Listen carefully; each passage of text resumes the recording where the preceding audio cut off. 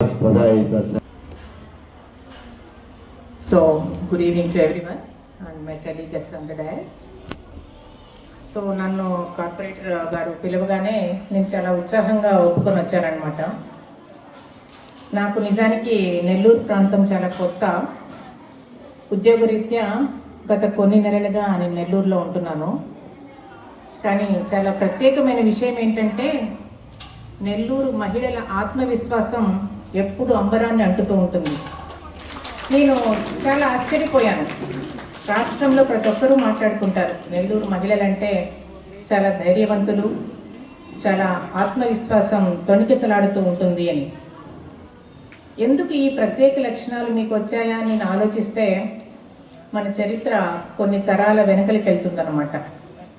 స్వాతంత్ర పోరాటంలో నెల్లూరు మహిళలు చాలామంది పాల్గొన్నారు. పొనక కనకమ్మ గురించి ఎంతమంది విన్నారు? ఎక్సలెంట్. సో పొనక కనకమ్మ గురించి చెప్పాలంటే తను 8వ ఏటనే వివాహం అయిపోయినా తర్వాత చాలా విషయాలు నేర్చుకొని బాలికా విద్య కోసం తన జీవితం చివరి అంకం వరకు పోరాడింది. అంతేకాకుండా స్వాతంత్ర ఉద్యమంలో కూడా దాదాపు అన్ని ఘట్టాలలో తను పార్టిసిపేట్ చేసిందనమాట. ఇంకా తన 13 ఎకరాల భూమిని స్వాతంత్ర పోరాటం కోసం దేశం కోసం ఇచ్చేసిందనమాట. అది ఆమె యొక్క స్ఫూర్తి. అదేవిధంగా నెల్లూరులో ఇంకో వీర వనిత పాటూరు బాల సరస్వతమ్మ గురించి ఎవరింతమందికి తెలుసు? పాటూరు బాల సరస్వతమ్మ గారి ప్రత్యేకత ఏమిటంటే మనందరికీ నగలు అంటే చాలా ఇష్టం కదా, బంగారు ఆభరణాలంటే ఇప్పుడు ఇంకా చాలా ఇష్టం, అంత అధిక ధరలలో ఉన్నాయి. కానీ తను ఏం చేసిందంటే స్వాతంత్ర పోరాటానికి తన నగలన్నింటినీ డొనేషన్గా ఇచ్చేసిందనమాట.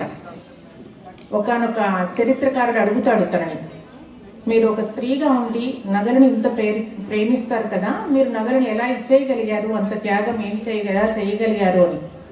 దానికి సరస్వతమ్మ గారు చెప్పిన సమాధానం ఏంటంటే, నా దేశం బానిసత్వంతో మగ్గిపోతుంటే ఈ నగలు నాకు చాలా బరువుగా ఉన్నాయి అని చెబుతుంది.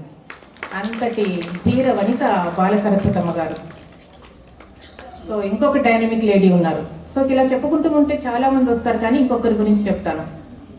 తిక్కవరపు సుభద్రమ్మ అని చెప్పి ఎంతమందికి తెలుసు? టీచర్స్, తిక్కవరపు సుదర్శనమ్మ.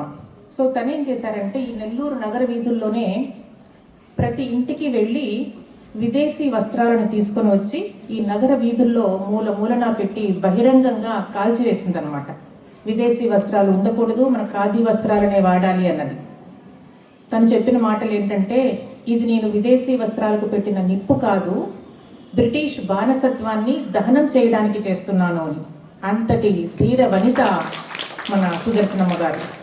సో ఇలాంటి వీర వనితలు ఉన్న నేల కాబట్టే మీ రక్తంలో కూడా ఆ ఆత్మవిశ్వాసం ఇప్పటికీ తొణికిసలాడుతోంది. ఒప్పుకుంటారా? నిజమే. కానీ మీరు అడగచ్చు, మరి అప్పుడంటే బ్రిటిష్ పాలనకు వ్యతిరేకంగా పోరాడి ఉండొచ్చు, ఇప్పుడు మేము దేనికోసం పోరాడాలి అని ఎవరికైనా డౌట్ వస్తుందా? ఇప్పుడు మనం పోరాడాల్సింది చాలా చాలా ఉంది. మనం పోరాడాల్సింది మన మనసుతో. ముఖ్యంగా సాటి మహిళగా నాకు అర్థమైంది ఏంటంటే, మనం ప్రతిరోజు 3 విషయాల్లో చాలా ఎక్కువ ఫీల్ అవుతూ ఉంటాం. ఫస్ట్ది stress, 2 comparison, 3 guilt. So stress అంటే ఆందోళనతో మనం చాలా చాలా రోజు అలసిపోతూ ఉంటాం. ప్రతి గృహిణి కూడా వాళ్ళ పిల్లవాడు స్కూల్ నుంచి లేటుగా వస్తున్నాడు అంటే ఒక ఆందోళన స్టార్ట్ అయిపోతుంది అనమాట. సో దీంతో పాటు కంపారిజన్, మనం వాళ్ళకంటే తక్కువ ఉన్నామా ఎక్కువ ఉన్నామా అన్నది. ఇది మానవ సహజం. స్త్రీకి ఇంకొంచెం సహజంగా ఉంటుంది, ఎందుకంటే తన కుటుంబాన్ని అందరికంటే ఎత్తులో పెట్టుకోవాలన్నది ప్రతి స్త్రీ ఆకాంక్ష. సో దాంతో కూడా మనం పోరాడాల్సి వస్తుంది, దాని నుంచి కూడా విముక్తి పొందాలి. 3వది గిల్ట్, అంటే గతంలో నేను అలా చేసి ఉండాల్సింది, ఇలా చేసి ఉండవలసింది, అలా చేసి ఉంటే నా కుటుంబం ఇంకా బాగుండేది కదా అన్నది. ఆ గిల్ట్తో కూడా మహిళ ఎప్పుడూ సఫర్ అవుతూ ఉంటుందన్నమాట. సో ఆ 3 నుంచి మనల్ని మనం విముక్తి చేసుకొని మనం పోరాడాలి. దేనికోసం పోరాడాలి? మన కళల కోసం పోరాడాలి. సో మీలో ఎంతమంది నేను వివాహానికి ముందర ఇలా చేయాలనుకున్నాను, అలా చేయాలనుకున్నాను, కానీ చేయలేకపోతున్నాను అనుకున్నారు? చేతులు ఎత్తండి. ఎంతమంది కళలు ఇంకా మిగిలిపోయి ఉన్నాయి? చేతులు ఎత్తండి, పర్వాలేదు, ఎంత చిన్న కళలైనా పర్వాలేదు. చూసారా? దానికంటే ముందర మీరు గృహిణిగా ఎన్నిసార్లు అనుకున్నారు, నేను ఎంత పని చేసినా ఎవరికీ కనిపించడం లేదు అని?